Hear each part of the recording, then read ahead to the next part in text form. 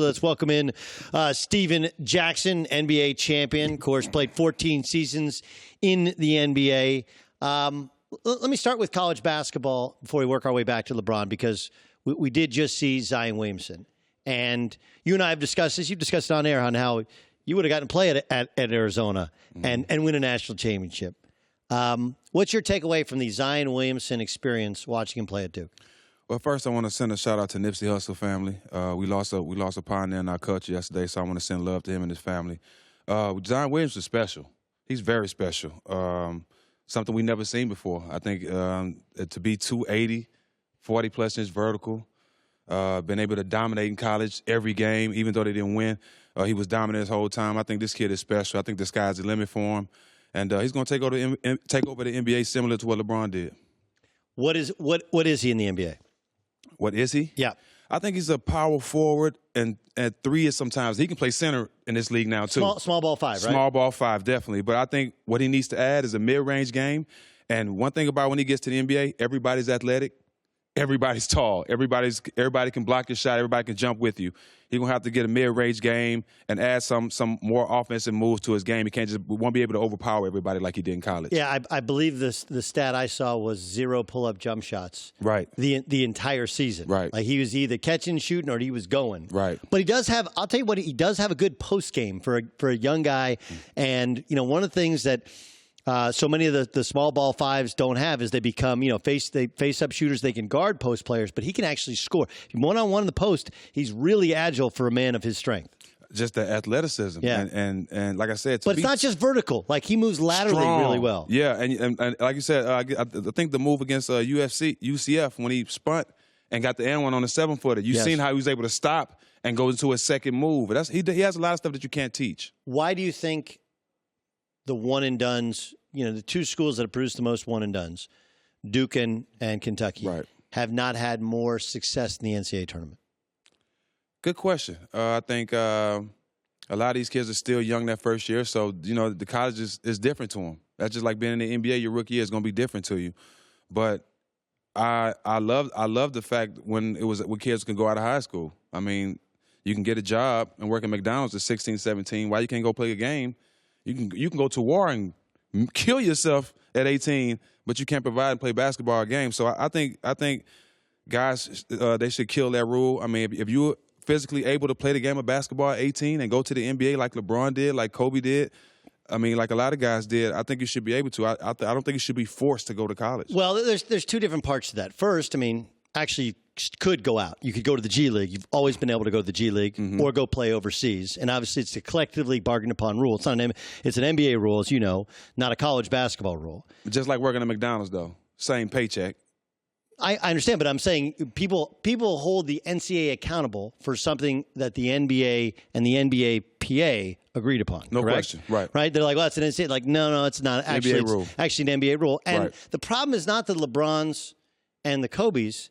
The problem is all the other dudes that think they're LeBrons and Kobes and are really not. Well, you can't say that because I was the second to the last pick. I didn't go to college. Right. I was the second to the last pick, and nobody expected me to make it 14 years. So you have some guys that people expect not to make it and make it, but at the same time, it has a lot to do with the people around them. I was blessed. I came into the league with Stephon Marbury, Johnny Newman, Sherman Douglas. My second year was Steve Kerr, Tim Duncan, Danny Ferry, Steve Smith. So I played with great coaches and around great guys. But when you have a lot of these guys, let's say a kid like Devin Booker. Yeah. He's more mature. I'm just using as example. If he came into the league as a young kid on a team like Phoenix that wasn't winning, it would be hard for him because he has no veteran on the team. They're not winning, so everything is being nitpicked. It's going to be harder for him to succeed. But when you put a kid like that in a good environment, on a good organization that's used to winning, that knows how to mentor him, it's a different situation. Steven Jackson joining us here in the herd. All right, let's get to some NBA stuff. The Lakers have decided to shut LeBron down. Mm-hmm. First thing to me is that's a tough sale to your season ticket holder. Not only are you not going to see LeBron in the playoffs, but you're not going to see LeBron the rest of the way. Is this a smart decision to shut him down? Yeah. I mean, why wouldn't you? Okay, so you let him play, pulls Achilles or anything in the last 4 or 5 games. What are you going to tell your fans going to the next season? Your season is really shot. You really don't have no hope. Rest him. Start building for next year. It don't make no reason for him to go out there and get hurt. You're not playing for anything. Who's to blame in the pecking order of who's most to blame for this, what can only be deemed as a disastrous season? Who do you put up top? Who do you put beneath them? How does it go? Are they all in the same boat? You can't point the finger at Magic. You can't point the finger at LeBron. You can't point the finger at Luke. You know, everybody's a part of the blame. You know, the young guys didn't develop like they thought. LeBron, he walked into a rude awakening. He didn't know he didn't know the Western Conference was this deep and this good.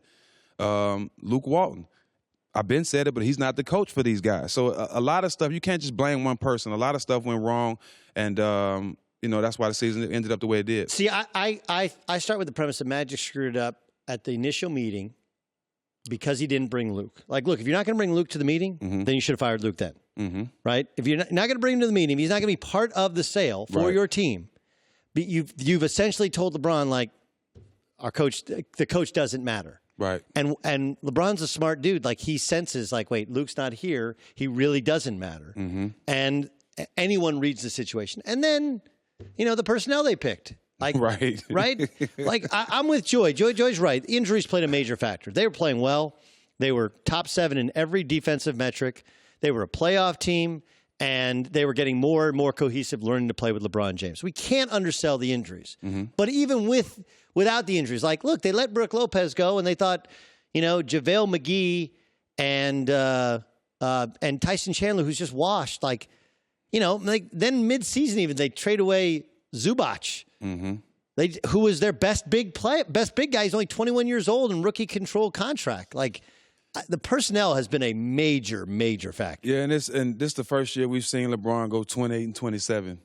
You know, his record on the court, and you know, like you said, injuries had a lot to do with it. You can't expect that your season to go the way you want it to when you don't know what guy's going to be in the lineup. You know, and I think not having Lonzo Ball had a lot to do with it too. Sure. You know, but like I said, people keep that same energy. It happens. People been waiting all this time to bash LeBron, to have something bad to say about him. This man has been in the finals his whole career, but you know, he just came into a rude awakening. The Western Conference is a different monster, LeBron. You got to know that. Lost in all of this, because we're so focused on LeBron, there's a lot of talk of the MVP, is the Thunder have gone from a team that, you know, I thought had a chance to maybe not beat the Warriors, but maybe the best chance to stretch out the Warriors, right? You got a superstar player in a Russell Westbrook. You got a superstar player in a Paul George who is playing at an MVP level. You got a big physical team. They can place. They have a small ball lineup as well. And they got Dennis Schroeder, who was a starting point guard last year, kind of off the bench to come in and change what they look like in the fourth quarter. What's happened? To me, I was at their last game against Golden State. Last home game. To me, first of all, they don't have any shooters. The team is not that good to me. When they were rolling and winning those games, you got 2 players that was just dominant. Like you said, Paul's having an MVP year. During that time before All-Star break and right after All-Star break, when they was winning all those games, him and Russ were dominant. Yeah. When those 2 guys aren't dominant, the rest of the guys, they have no shooting. They have a guard on their team that they're paying $80 million that gets hack-a-shacked. Are you kidding me? So we got shooting forwards getting hack-a-shacked in the NBA now? This is what it's come to. So they have no shooting. Ferguson can't really shoot. He's an athlete, but he can't really shoot. Their third best player is Steven Adams, and he don't really want the ball. He want to do the dirty work. Right. So the team is talented. They have 2 talented players in Russ and Paul, but when they're not going, it's impossible. The team is not good. Steven Jackson, NBA champion, 14 seasons in the NBA, and always giving us that sage wisdom. Jax, great stuff. So thanks so much. Me, man. Hi, everybody. Thanks for watching. Subscribe here to get the latest from the show. Also, be sure to check out more of the best clips from The Herd or go watch a few segments from other shows on FS1.